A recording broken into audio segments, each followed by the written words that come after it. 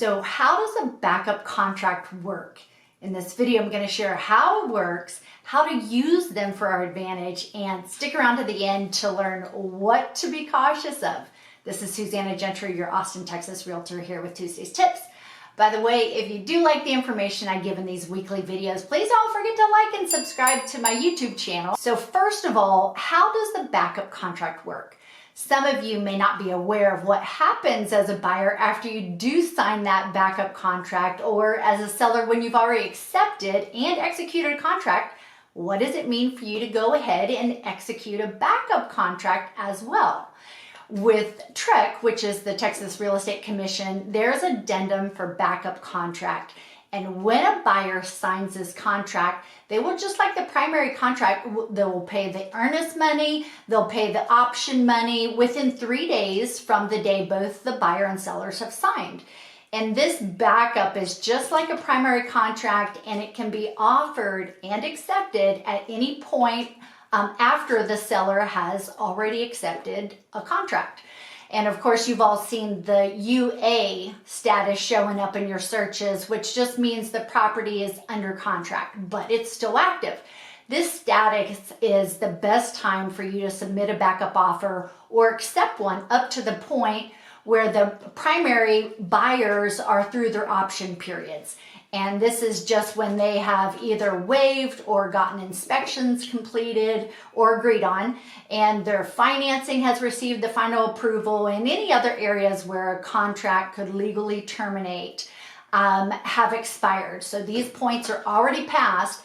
And then when it moves to a P status or pending, this area I wouldn't bother making a backup offer, because the primary contract is basically locked and loaded and just waiting for the closing day or the title or lender to be ready to close. But a very important thing to know here is that there's only one backup offer allowed. And as a seller, of course, you can receive any different number of backup offers, but only one can be executed. So now let's jump to, let's say, where you did go ahead and offer as a buyer and you get a backup accepted. Then basically you have nothing more to do at this point except wait until if or when that primary contract terminates, because this backup contract is contingent on that primary contract being terminated. And another big detail that you might not have known is that if the primary contract does not terminate by a date that you have put in Section B of the addendum, then your contract or the backup contract will terminate. So if you're going 10 days into this and you only allowed 10 days, then you terminate, or it automatically terminates, and you as the buyer will receive the refund of your earnest money, although you will not get the option money back.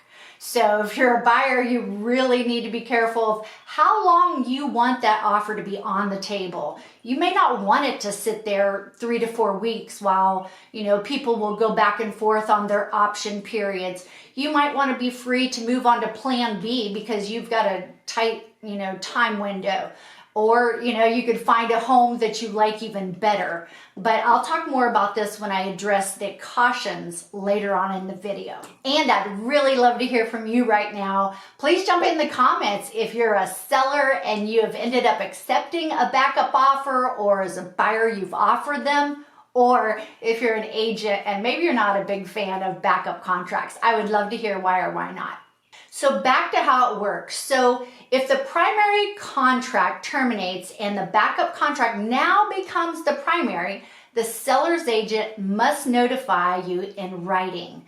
FYI, if you're an agent, you might want to use the TREC form, Seller's Notice to Buyer of Removal of Contingency under Addendum for Backup Contract.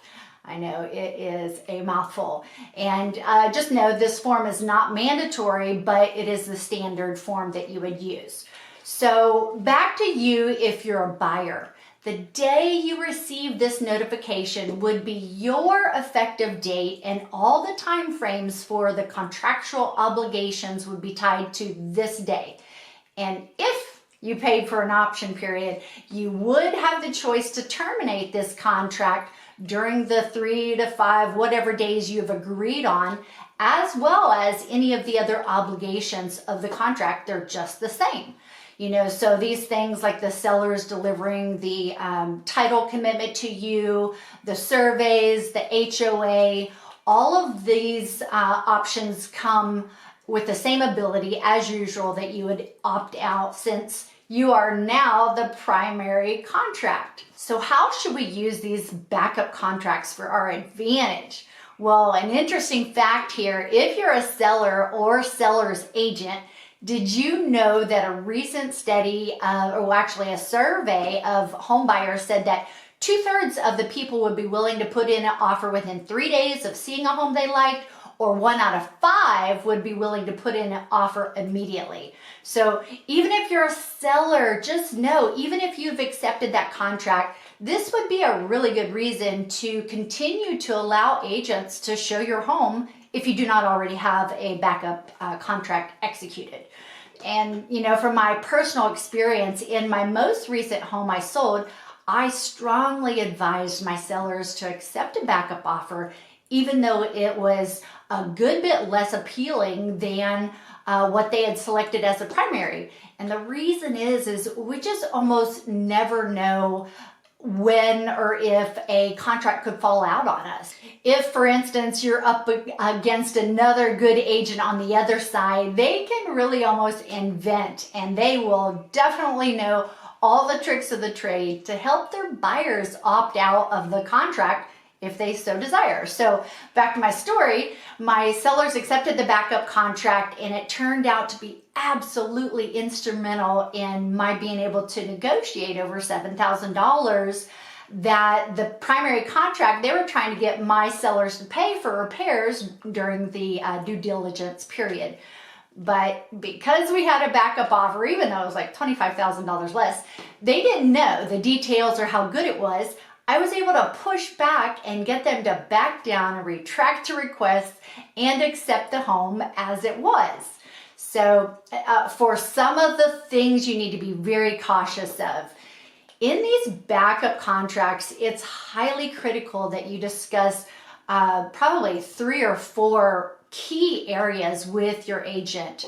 You don't want to be a seller that could be obligated to sell to 2 buyers, especially if the first buyer waives the contingency. I mean, can you imagine being in that pickle? So you also need to determine if you would want to have an option period to inspect the home should you come into the primary contract position. And a quick note here, I've received so many backup offers with just this teeny little amount of money offered. Actually, I see it so often that I think agents may not be aware of the importance.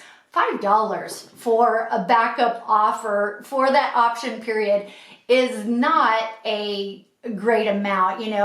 I know the backup is a kind of a shot in the dark, but with multiple offers on almost every home, a good seller's agent, even after their seller has accepted a contract, could go back to any and all of these other agents that didn't win the contract and invite them to submit the best backup offer that they can. So in my opinion, $5 to just allow a buyer to walk away after my sellers have gone through all the time and energy of not only the first contract, but now we're on the second one, it just doesn't speak to much staying power. So also very important, agents need to write this contract correctly.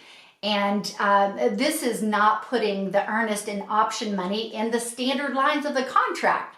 I've also seen agents frequently put details of a backup offer in paragraph 11 of the contract, which is absolutely wrong and could get you into trouble.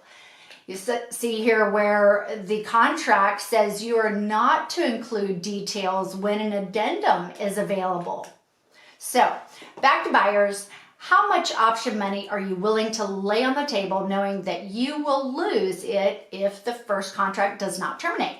And how long will you leave this backup offer sitting on the table before you need to move on to plan B? This is something to be really cautious of. And as I mentioned earlier, this can be individual to your situation, but you wouldn't want to be tied into something for a long period of time if you really need to be under contract somewhere. But, on the other side, in my recent sale, the time frame was over 3 weeks before we even had the opportunity to go to a backup offer. So if you're willing to wait and hope, don't make this time frame too short. So there you have it. I hope you have found this information helpful. Remember, drop in the comments and responses below, and don't forget to like and subscribe to my YouTube channel. This is Susanna Gentry with Tuesday's Tips. I will see y'all next week.